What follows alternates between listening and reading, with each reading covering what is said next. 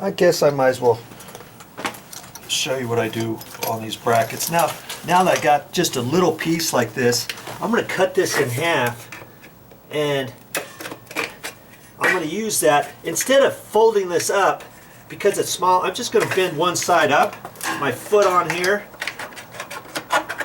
so I can kind of lift this up like that. Now I can just bend that back, cut that in half. There's two brackets. Okay. There's two little brackets there, and I've got this here. This is going to be for the top of the 2x6s. There's 4 brackets. And see, I'm gonna save that straight one. I'm gonna get rid of this fold. So the fold, I'm just gonna bend that up, cut that. I can bend this side back up like that, cut that in half, and there's 2 brackets for something smaller. Okay, I got a few of those. I might not even use those on this project. I have a feeling I will use those. This is almost long enough. In fact, it's not. My 2x6 is 4.5. And let's see how long this is. See, I want that thing about 3.5 inches at least, maybe more. 4 inches. 4 inches or so. And so I'm just going to cut off a little bit of this. And I can use this last little metal for something else. I just put my foot on here to help sturdy it as I'm bending. This metal just works for all kinds of stuff. Now see, I've got this little piece. Am I ever going to use that? I could use it flat. I don't know. I may never use that little piece. And now, see, I got a little bit longer piece. It might be, if it's too hard to go through one way, just come back on the other side. Okay? There, I got six pieces. And that's all I have to do for that. Now, the only other thing I might do, and I think I will, I'm trying to find a little piece of wood here, and I'm just going to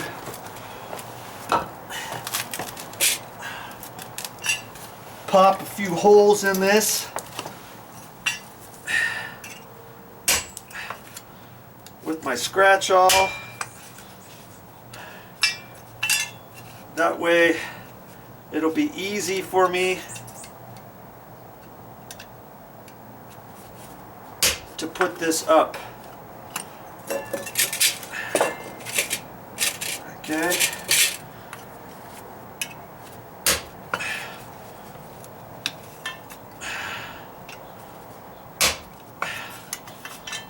Lots of times my screws will go through there, but I'm going to be up over my head.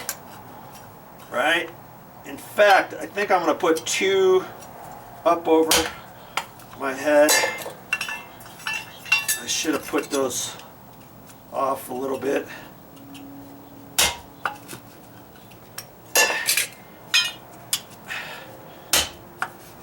If I was working and using this down low, I probably wouldn't put these holes in there. This is only 25 gauge metal, and usually a sharp sheetrock screw will get through it straight, you know, without the hole.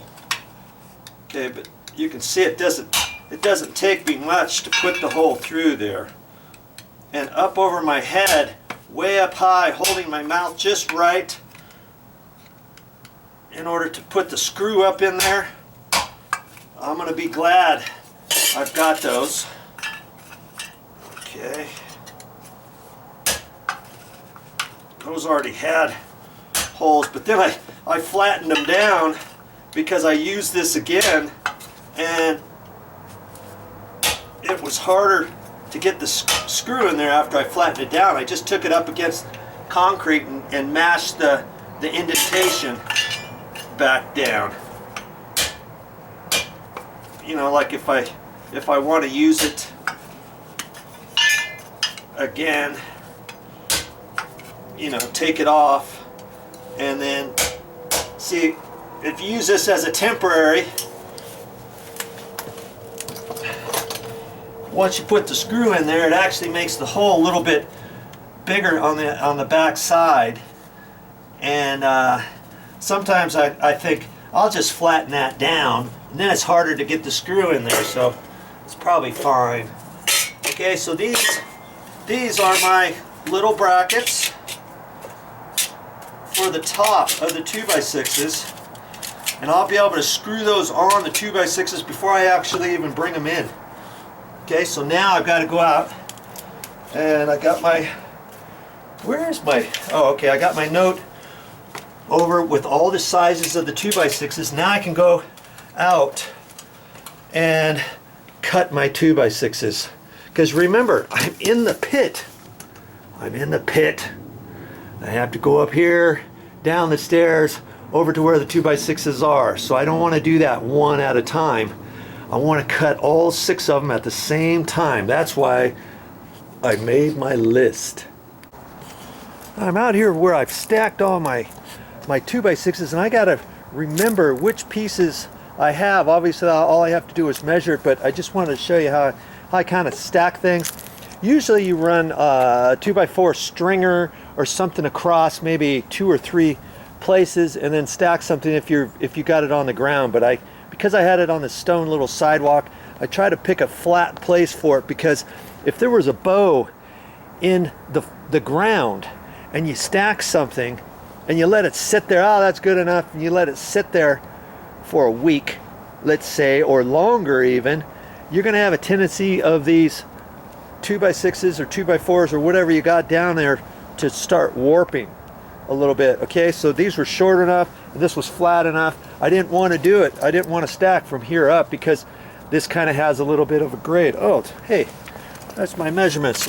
Fell out of my pocket. Okay, so I got 105, and I've got to look and see which ones that was.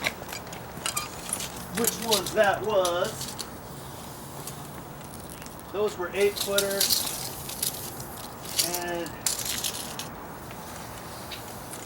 these were the 10s.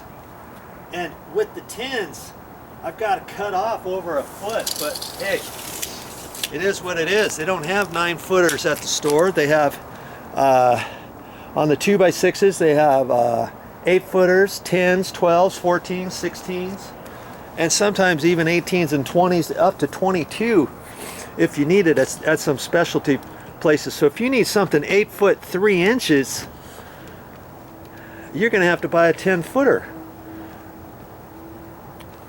So I've got some 10-footers, so I've got to take 6 of these, and I'm going to bring them over to where I can work on them. I'll bring them over here. That's what I'll do. Okie dokie. I don't know if you noticed, but look, here's my old pieces that I was saving. Those are old pieces that I used to put underneath my plywood for when I cut it.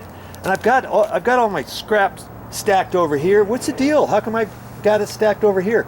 Well, I've been cutting everything over here, and every night when I get done, I clean up and I sweep up and I get all ready for the next day. That's just how I roll, because I don't like working in a cluster F, if you know what I mean.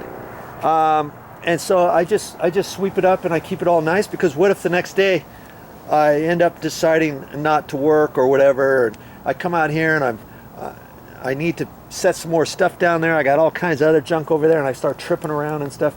So I just set the stuff over here, and I got my plywood around the corner. I got my plywood over there and stuff. I've got my little pieces See, here's a couple little pieces, and here's the long 6-foot piece that I'm going to take my rip out of for the last piece for the column, and then this stuff right here is for my floor for the deck. Okay, and so I just wanted to tell you, just pick up. You know, I always pick up when I get done each day. I put all my tools away. I take my tools inside. I don't leave them outside underneath the deck so that they can get rusty, or if it rains, or if somebody comes in and wants to crawl up there while I'm sleeping, and all of a sudden all my tools are gone for the next day. So just be mindful of stuff like that. There's a tip for you.